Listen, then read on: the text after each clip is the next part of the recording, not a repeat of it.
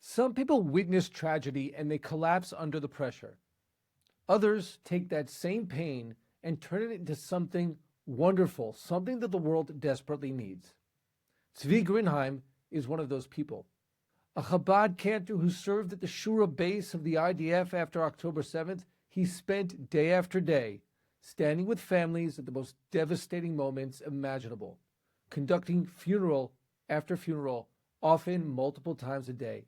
He held himself together professionally, only to break down at home, until the pain eventually caught up with him, and he, too, was diagnosed with PTSD. But there's a remarkable part of Tzvi's story. Instead of shutting down, Tzvi redirected that pain.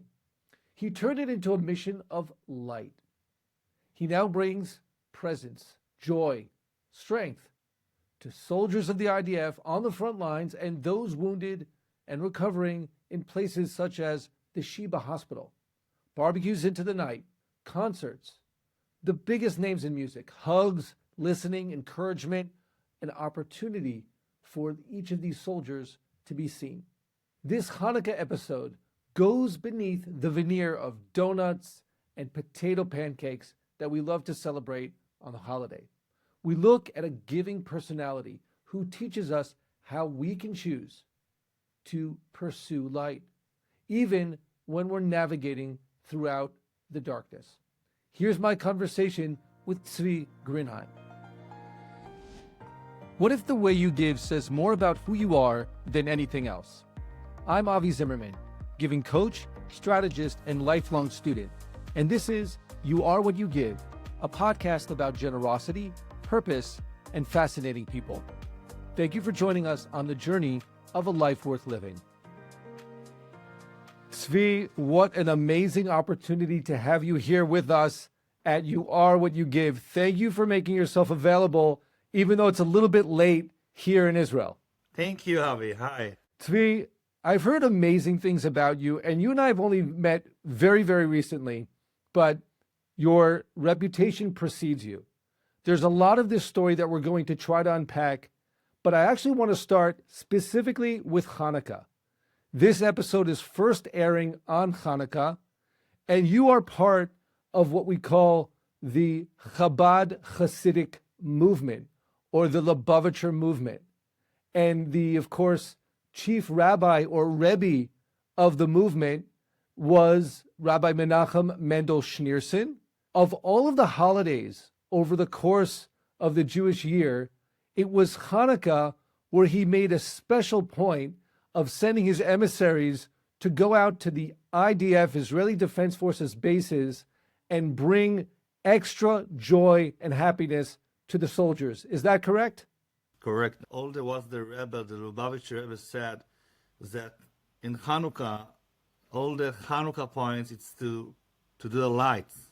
Like every day we kindle the menorah, the candles, to do a light. So the Rebbe said, yeah, you're doing a party in your house, but listen, you have soldiers, you have people, and you need to bring the lights out. I'm very appreciated to do it every year to the soldiers and also to do it for other communities around the world. This is amazing, amazing holiday. Lights and with the Hanukkah. And you know, I'm a singer. Every year I have concerts and a Jewish Hanukkah party in Europe. And this is amazing to see the Christmas time, the lights, and the Hanukkah lights together. This is amazing. So first of all, I understand that you're not just a singer, you're a cantor. You're a Jewish traditional leader of prayer services in synagogues, as you say, in Israel and abroad. But let's just help us understand a little bit better. The word light, obviously, it awakens within us something very, very positive. But what does it mean, in your words, to be a holiday of lights? Oh, for me, some people, they need the lights. They need people to speak with them, to understand them. And the Hanukkah and the music, the vibes, the Hanukkah, the donuts, it's all about love. It's all about, listen, we love you, we are together. And this is from my side, to bring that to people that need it.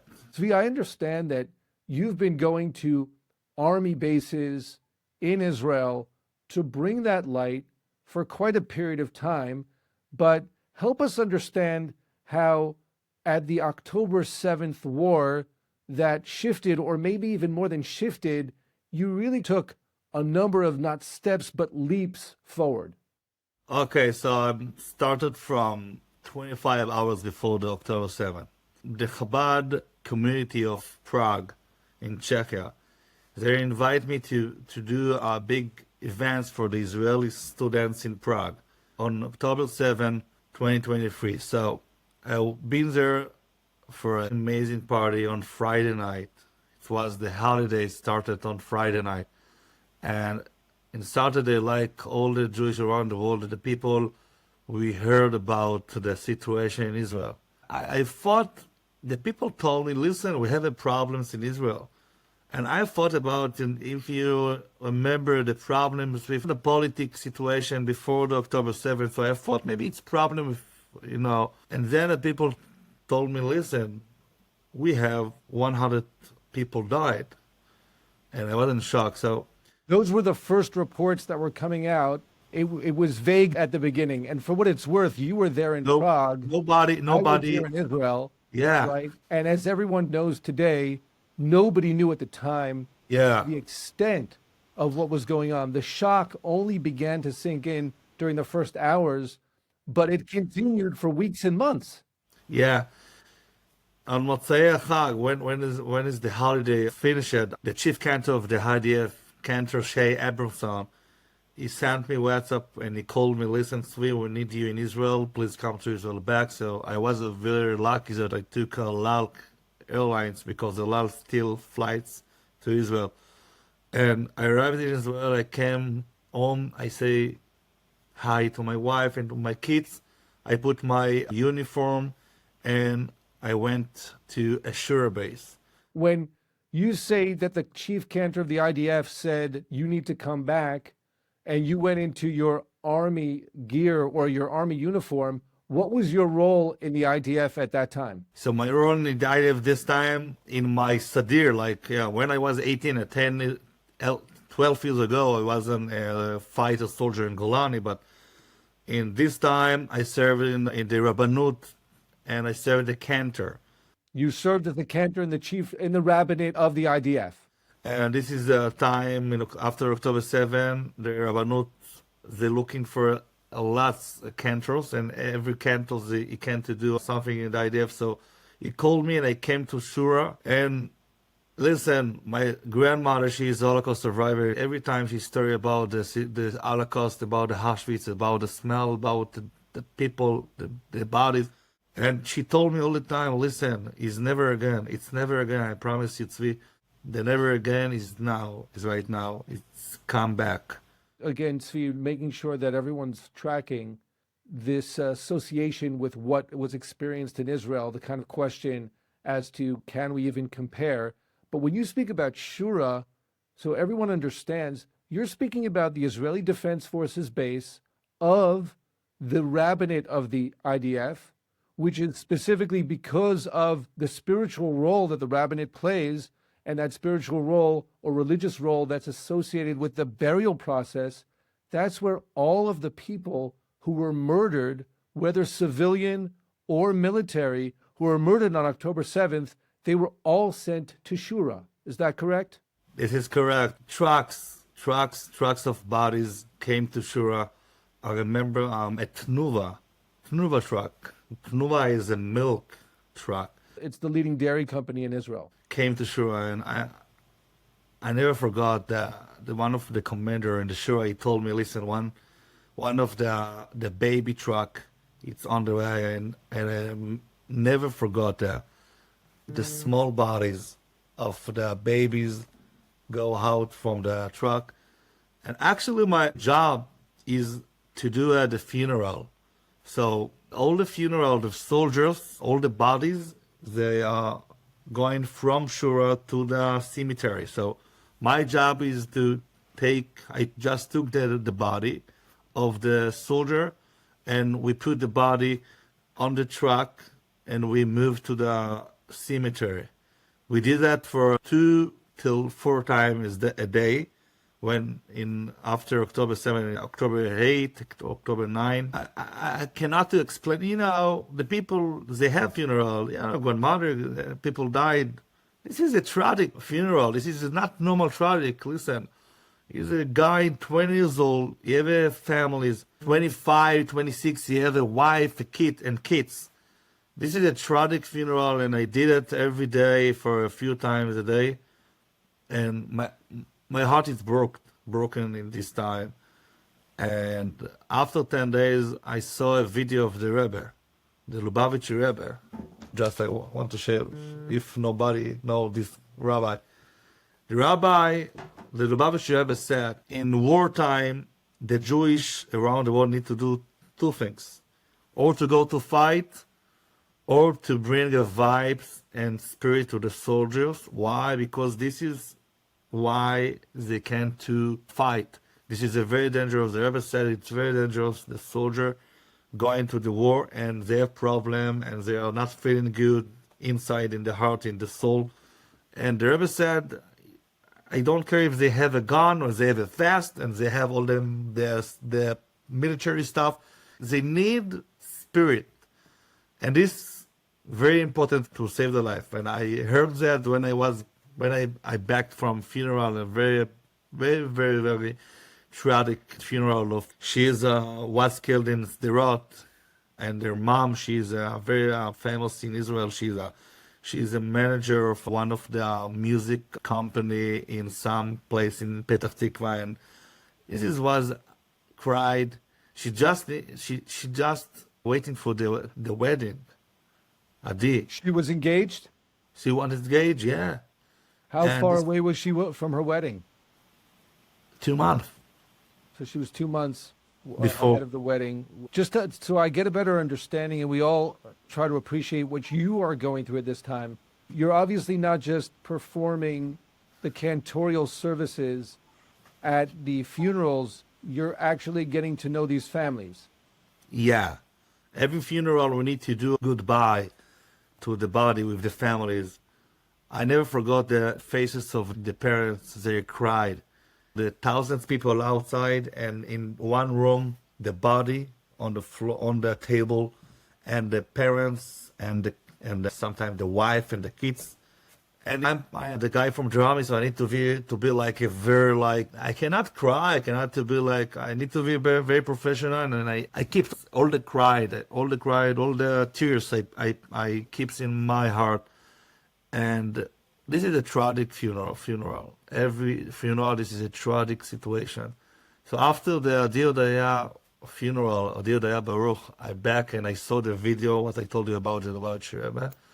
And I told to my friend, my colleague from the Rabbanut, listen, let's give a spirit. Let's give a spirit and a hug and vibe to the soldiers. So I called to my commander from Golani. I served in Golani. I called him and he told me, listen, I'm here in Lebanon. We're waiting to fight in Hezbollah. And I told him, listen, I want to come to you to do a party, a barbecue. So I came to him on October 17th. So this was on Sunday. On Friday, I went to the Sheba hospital. This was my first time I met soldiers in the life. I met the hero soldier Shalom Shitrit. Shalom was on Paga base. Paga, this is on the front lines in Gaza.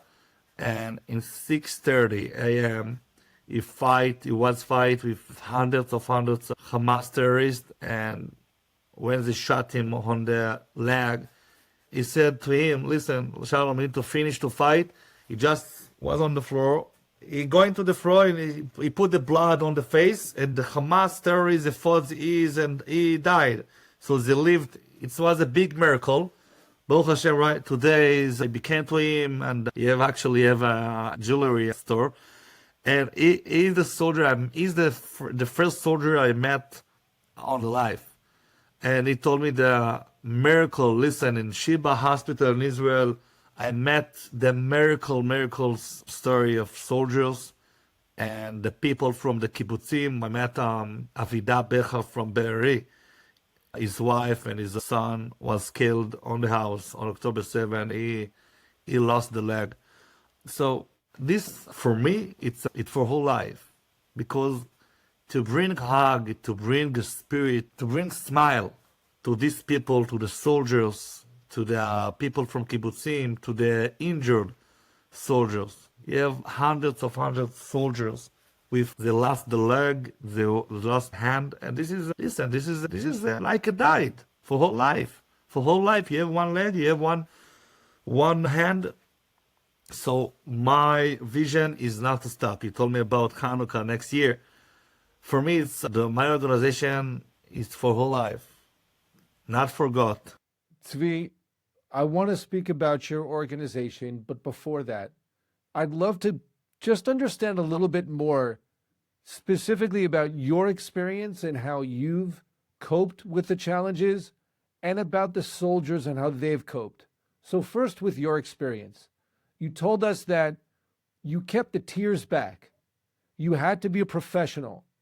Perhaps, maybe, and I could be wrong, maybe there had to be someone there out of all the tragedy and the crying and the tears who was composed enough to conduct the ceremony. But perhaps you can share with us, what were those times where you did allow yourself to cry? Maybe it wasn't, so to speak, on stage, but maybe there was other times or other spaces where you did allow yourself to express that grief. Yeah, so every time when I'm back to my home, I cried to my wife. And listen, this is a big problem. All of my friends, they have a PTSD. Also me, a few months ago, I got the PTSD, but thanks God, it's not real. It's not hard. I have a friend, they cannot sleep because we saw the faces of all the bodies. And listen, this is not problem to cry. I cried sometime in the funeral, but in the bad situation on the funeral, I need to be the guy. I speak in, I pray, and I need to be very professional and like very inside, like not to be like I cannot cry because, and was one of the problem. This was I have one of my friends.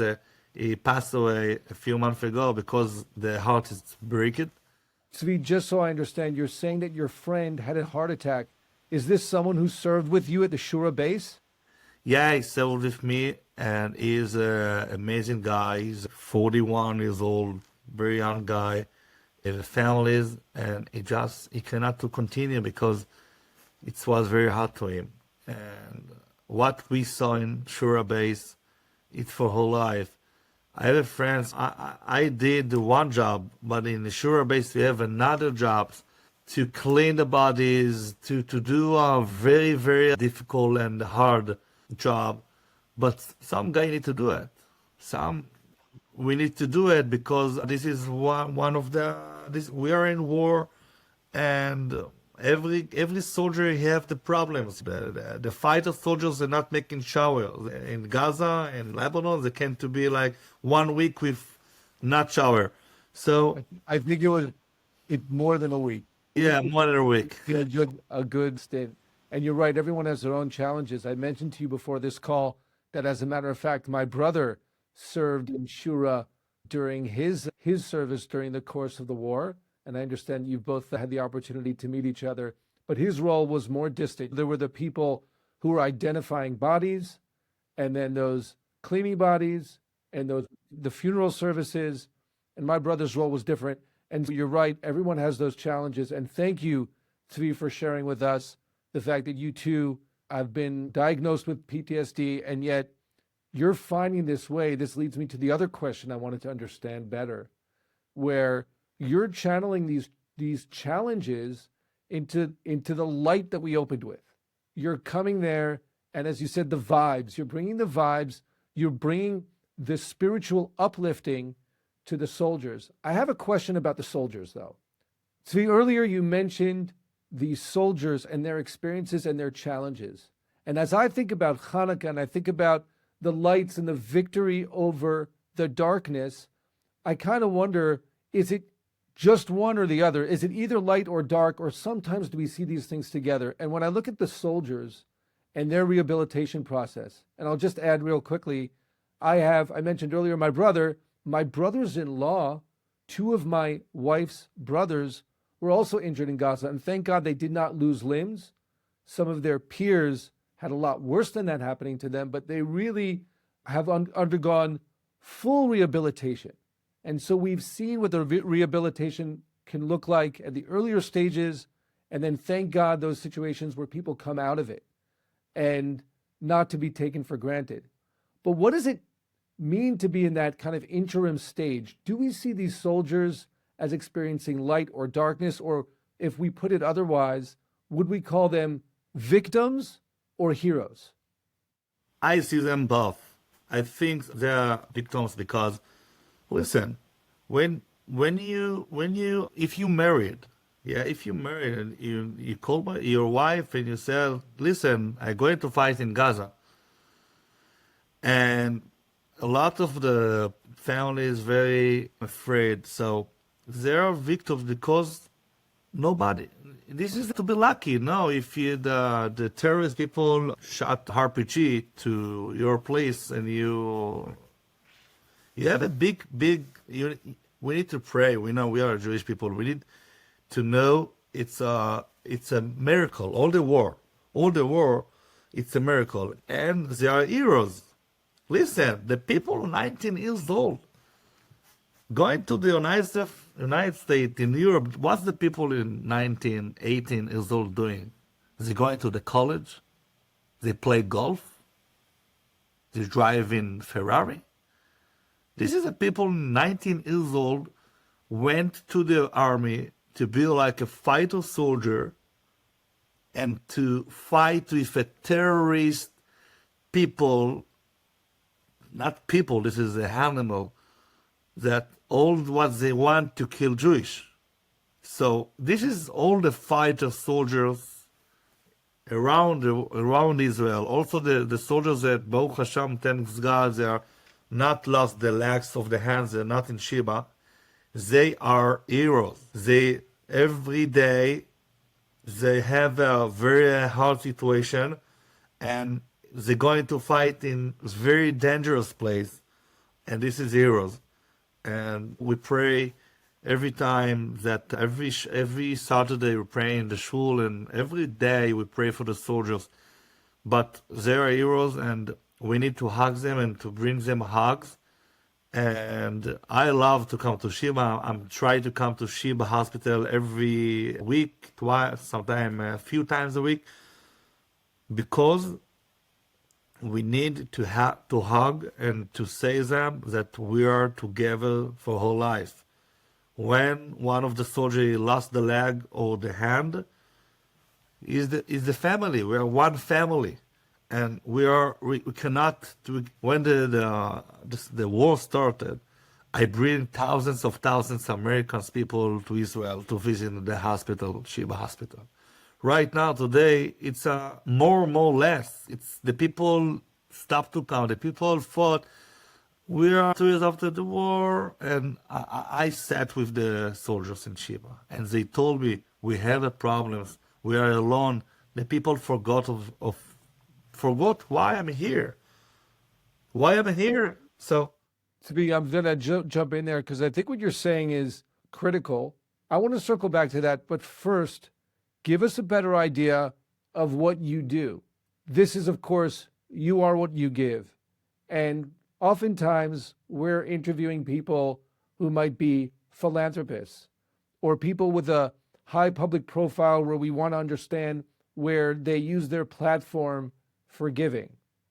But Tzvi, you're someone who emerged from what people might consider, and even, heaven forbid, take for granted, as a good Chabad emissary who goes and just brings joy, as though that's not something to celebrate. It is. yeah. But you've stepped this up. And so I want to understand a little bit better how you really shifted gears. And you're not only going to Sheba once or twice a week. What are you doing? What does your weekly schedule look like? First of all, I listen to the soldiers. I came to the people, soldiers, to the Hindu soldier, and I have them. Listen, what do you need? So I have one soldier, fighter soldier. He told me, listen, I have a problems in the bank account. I need to pay rent. So we help you with money. We're doing in Shiba every week a massage and breakfast to the people. I giving food. I giving like iPhones. I giving money. I bring the soldier, the Hebrew soldier, to the Knesset, to the political Israeli in Jerusalem to say the story to the people. But when you say you bring the soldiers to the Knesset, I would think that the Knesset members of Israel, I would expect them to know what is it that these soldiers are introducing to the Knesset members that they might have otherwise not understood or appreciated. Yeah. So I bring the injured soldier from Sheba. Every week on Monday, they have the politic meetings on the Knesset. So I bring the guest speaker to the Knesset. And last week, 2 weeks ago, we bring Amit Ben Shushan. He is a hero soldier. He lost his friends. 4 friends was killed in Rafah 2 days before the ceasefire. And he said the story. This is a terrific and a miracle story. He said that I bring him to the Otzma Yehudit organization in Knesset. And To the Otzma Yehudit party. and Itamar Ben Gvir cried. He was cried, and it was a very, very, very, very like a busy day for him. But he sat for 1 hour, and he cried because this is a hero, and this is what I hear all the time from the soldiers. For me, it's to bring them the feeling that we are here. We're not forgot. And we are not forgotten. Also, 2 years after the war. Listen, I bring thousands of Americans, groups, synagogue, communities, doctors, hospitals. Everybody came to the Sheba hospitals to see the soldiers and to speak. And today, 90% off. So we are forever. We come in every week. And we're doing a lot of parties. I have friends that arrange for the soldiers VIP concert with a famous singers, Ishai Ribo and another. Yeah, we brought in the boxer, the Floyd, and he saw and he heard the stories about soldiers, and this is a very, very strong stories. And to be there, it's bring you like the people outside in the life. They go into the job, they have a job, work. The only time they fight, I want 1 million, I want 1.5 million. So all about money, all about my life. But when they come out, when they come into the Sheba hospital, when they come in to do something for another people, they see like a soldier with 1 leg and one hand, 1 leg, 20 years old, 19 years old.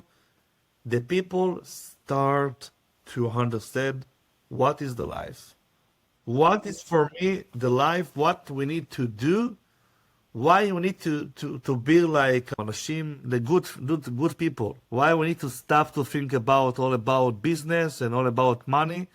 To start to love people, to support people, and to do their respect. Tzvi, you're saying some amazing things here. First of all, what's captivating to me is how you're always looking at, if you would, the other side of the coin. What I mean is, when you're talking about you bring the soldiers to the Knesset, and of course you're saying that a minister in government sits there and cries, because even though he's seen so much and he's privy to obviously classified information, etc., but it's the personal stories that strike him. And if you had to keep your composure at a funeral and be the one who doesn't cry in the halls of the Knesset, still the ministers actually feel that they can allow themselves to do that because it's so touching. And yet, in that experience, you're explaining to us that the very same soldier gets for himself the recognition, the appreciation that people are hearing him. He's being seen.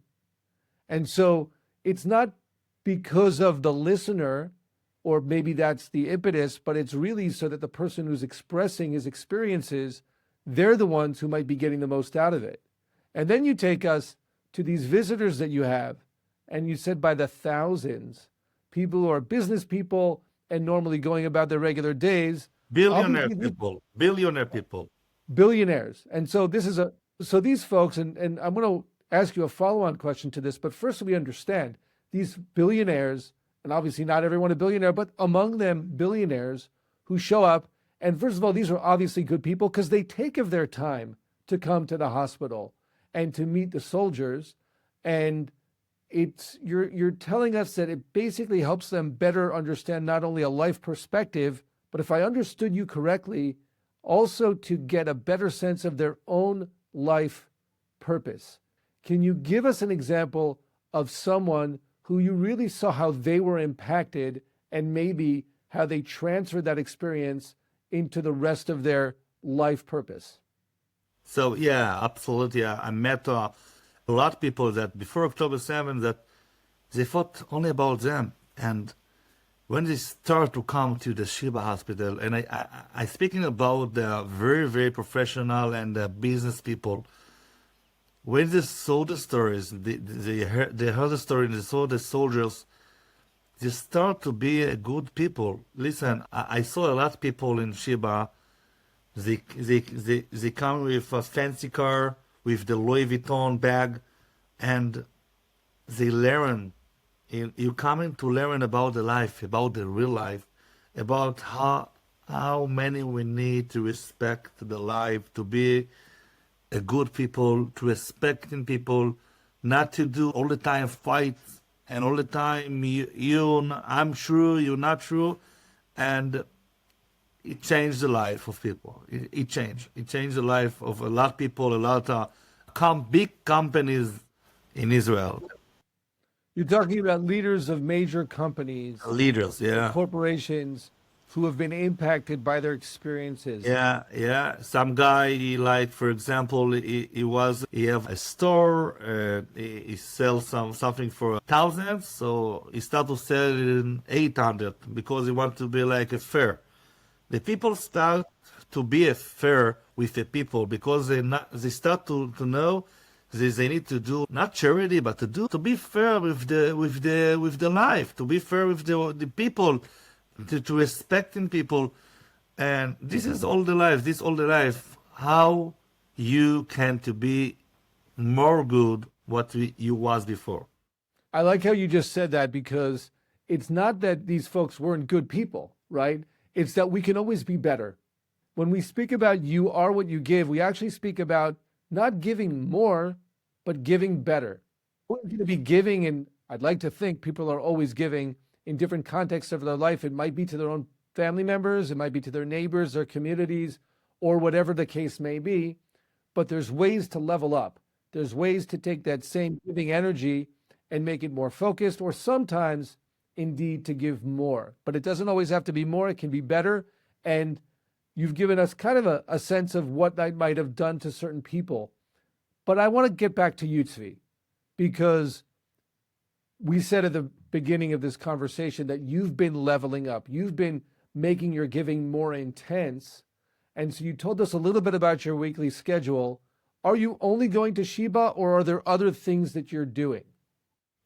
All right, so like I said, that I went to my commander in Lebanon in the north of Israel. So when since October 17, 10 days after the October 7, we doing and we did thousands of events in the army bases in the south and in the north. And sometimes I served in Miloim, go into to Gaza to make a barbecue. When you were serving in reserves yourself, you were still able to do both at the same time, both your service and arrange for these volunteer groups to do these barbecues? Yeah, because if you're not if you're not served in the army, like you cannot go into to Gaza. But all the times we did on the front lines in the south and in the north, and also in the Yehuda v'Shomron, and this is what we did to come into the soldiers. I came to the soldiers in the front lines in 11 o'clock p.m. I say, hi, I coming to make barbecue, and I was very, very, very, very happy. And a lot of time we arranged it before, but the point is to bring a power and spirit and vibes to the soldiers. And we are heavy event. We ask the commander if they need some military stuff. If one of the soldiers he have a problem with the money and need help. In the beginning, the first of the war, the soldiers was very, very, very scared. I was in one of the barbecue, and they write all the soldiers.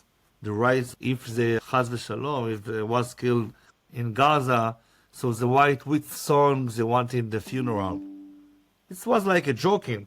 The soldiers was very scared in the beginning before they came into Gaza. So we bring them a lot spirit, barbecue, steaks, DJs. I bring the famous singer Ishai Ribo and Hanan Ben Ari and the Eyal Golan, just for one thing, that we are together, we love you, we want to bring you spirit, vibes, and all the commander came to me say, listen, this is terrific, this is amazing, we are so glad that you came here to bring them the power, because this is a very important. It's very important also if you're not doing a big event. If you just stop the car and say hi to the soldiers and smiling, bring some, right now it's a winter, bring the soup. I have a friend, he bring the soup to the soldier. This is very important for them. So Tzvi, we're speaking about huge numbers. The numbers of barbecues that you've done, the numbers of soldiers who you touched, these major events, and like you say, sometimes not the major event, but the soup that's going to warm the body, warm the soul. What about the individual? Can you give me an example of someone, one of these soldiers, who you really felt for whom bringing the light really made a difference? So one of the commander called me a week after the barbecue, and he told me, listen, we was in Gaza in a terrible situation. The soldier was injured and 2 friends was killed. And he told me that he said like a very bekol, strong, remember, with a strong voice, he said in Gaza, he said, remember the barbecues. The people volunteers came to bring you hugs. The people love you. And this is gave so much love. And because, listen, in the moment the people came to make a barbecue to the soldiers feeling in the moment that the people love them. That they're going to fight. The fighters, they have a very difficult and dangerous for the life, but the people respect them. The people fly from the state. The people drive few hours just to bring food, to bring the gifts, and this giving to the soldier the point. Listen. You fight not for you, not for your family. You fight for the people that came to make a barbecue for you, for Am Yisrael, for all the Israeli people, and they love you, and it's very important for the soldier. Even when the commander reminds them, it's them. almost like a parent who the child might say, oh my gosh, nobody loves me. You remember that time when we did this for you and that for you, and all the family members who love you, and they all came to the birthday party and gave you beautiful gifts. And then the kid kind of like, yeah, okay, fine. So you guys love me. You got me, right? And so sometimes that encouragement and just reminding them, and the barbecues have become such a thing. It's such a staple. It's almost like I can't tell you how many groups will come to Israel now, and it's a thing. You got to make And sure. I want to tell you something. The people ask me, Tzvi, what's now? Why you doing a barbecue? Why you not making the food in home and send the food? I said, no, I want to making the food on the place, on the front lines. The people, this is the vibes, the smelling. Because people sent like a small pack of food. Yeah, The soldiers- the TV dinners, the pre-prepared TV dinners. Yep. And the soldiers told me, listen, we don't like it. Yeah, it's not the You same. don't- It's like the difference between, you mentioned concerts. It's the difference between listening to something on your phone and going to a live concert. Who wants to get the cold meat that was shipped from 3 cities down? That doesn't mean that the volunteers who are packaging sandwiches should not do so. Pack the sandwiches, send them over for sure. But there are going to be different needs at different times. And obviously that experience, and I've also had the opportunity to participate. And it does seem like everyone wants to come to these barbecues. But what you're saying, Tzvi, we're kind of like, maybe people are ready to move on. You know, Yeah. you say on the one hand that everybody, when they come, they're so touched, and it can be a life-shaping experience for the person who comes to contribute. And yet maybe that's slowing down. And before you tell me about it, just I want to hear your thoughts on where this is going. I've had the opportunity also to host some missions to Israel, and this predates October 7th, and they're often called a chizuk mission to Israel, which is a strengthening mission. And always I take a step back and say, 1 second, who's bringing strength to whom? Is it the person who's visiting and encouraging Israel or Israelis at sometimes of hardship? Are they doing the encouraging, or are they being encouraged? And I actually do think that it's a two-way street. And with that, you spoke to that before, Tzvi, and I wonder, what is happening? Where's all this going? You're saying less people are coming, and yet the needs, certainly of the soldiers at Sheba and on the front lines, they persist. What can be done about this? How do you bridge the gap? So I said to all the people, listen, we are still in war. The people in Gaza and Lebanon, in Iran, the Houthis, the Ideology? the ideology is, we are not love Jewish. We want to kill the Jewish people. So we are in war right now. Listen, the Prime Minister Benjamin Netanyahu, he said that now we understand that we cannot to live with the people in Gaza. And the people in Gaza, the animal, the Hamas terrorists in Gaza, they are still in Gaza, and they want to kill me and you and all the Jewish people. The war is still going. The war is still going. The people the soldiers in Gaza, they're still in Gaza. And in Lebanon, right now in Lebanon, we have a big problem. Why? Because the war is still going. So we need to continue, and we need to understand, listen, coming to Israel, support people, volunteers, do something for the soldiers because they need a spirit.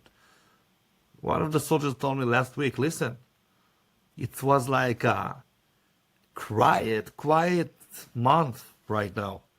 And you're the first guy came here, and listen, it was like for me a miracle, because it's a very hard to be alone in Gaza or Lebanon. They need you, they need people, they need the volunteers, they need to see the people, what I told you before, not forget them, the people Right. respecting. And So the war persists, and obviously, as long as there's a mandatory draft, as long as people need to go to the front, even when the rockets are not flying, thank God, because of the wonderful work of the IDF, yeah, there's still folks that are serving in reserves, some of whom have done hundreds of days of service, many of whom, and keep going back and forth. And I think it's encouraging to people to see, A, that you're still at it, you keep it going, but also you're basically inviting people to understand that when they come and visit, or of course people here in Israel, there's still, the home front has the opportunity to have that exchange, that back and forth, where they're encouraging the soldiers on the one hand and being encouraged and putting life into perspective for themselves on the other hand. Tzvi, just tell us real quickly about the name of your organization and how people can get in touch with you if they'd like to get involved in this kind of giving. So the name is On the Front Lines Together, that we doing support and love and a hug to the soldiers on the front lines. We have a website, we have Instagram, we have a Facebook page, on the frontlinestogether.com. And they just need to send a message and listen, the people, they have a big heart. I have friends in New York, the donation to the lone dogs in Manhattan. This is very important, to the lone cats. The donation. Stray cats and stray dogs. Yeah. And this is very important, but listen, come to Israel. We have thousands of soldiers, and they have families, they have kids, so they need a hug, they need a spirit, right now in Hanukkah, we have a big campaign projects. We bring toys for the kids, for the orphans kids and for the IDF families kids. So you're talking about orphans of IDF, people who were killed from the IDF, their family members. So there's a toy drive for them, and also for, thank God, the living soldiers and reservists, so that their children also obviously get a little bit more of the holiday joy during Hanukkah. And I think that's also really helpful, Tzvi, because you're obviously Jewish, you're living in Israel. Our audience is largely not in Israel, and many are not Jewish. And people are aware of the Hanukkah holiday, but it is there's still this kind of holiday spirit, certainly in areas where, obviously the holidays of Hanukkah and Christmas are usually in very close proximity to one another. We're coming after Thanksgiving, so there's a holiday season. And what you're saying is, as you're looking... Thanksgiving for our soldiers. Beautiful. Yeah. So basically, you want people to put, again, we talked about perspective before, and yes, support the strays, and there's other kinds of projects that are important, but but what you're saying is, let's look also at these people. You mentioned, some people will give to all kinds of different projects, and it's not a competition. I certainly don't see it that way, but think about this audience that's not necessarily Jewish or has perhaps never been to Israel. Is there a case that you can make, some way to say to someone, you know what, maybe you do want to lock arms with Tzvi or the IDF and do something for these soldiers because it might matter to you as well? Why might it matter to someone who's perhaps not Jewish or has never been to Israel? I want to say very, very important things. We are fighting in Israel not for the Jewish people.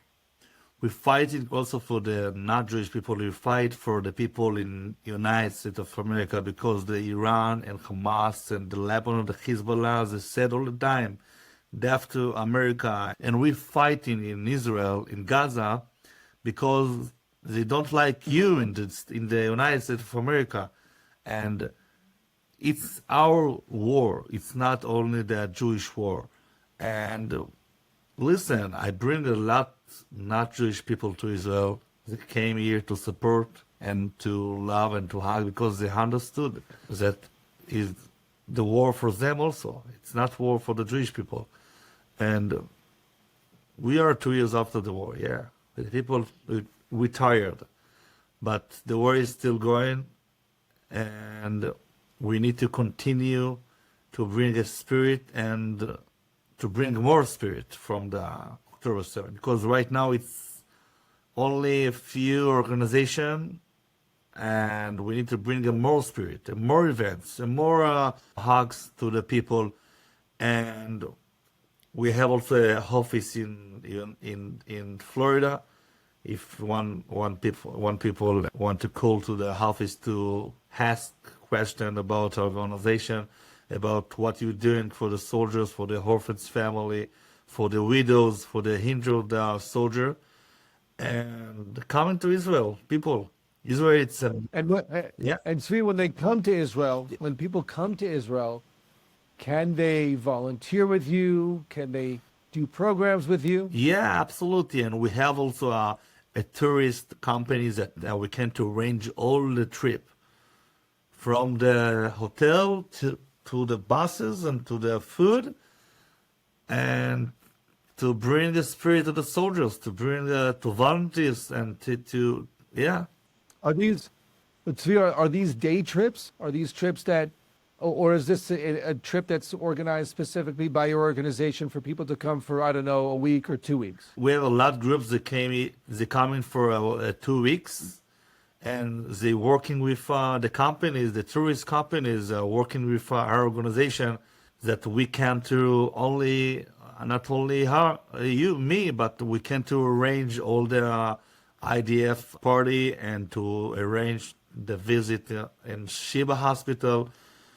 And right now we can to do also all the package, the people can come in here we can to arrange the hotel, we can to arrange the food, the tourist guide, the buses, everything, but everything is for the soldiers. So you're saying this is important. You're saying that yes, financial support is welcome, but also if anybody wants to actually roll up their sleeves and come for, let's say, a 2-week period of time, they can reach out to you at On the Front Lines Together, Yeah. and we'll leave the link in the show notes.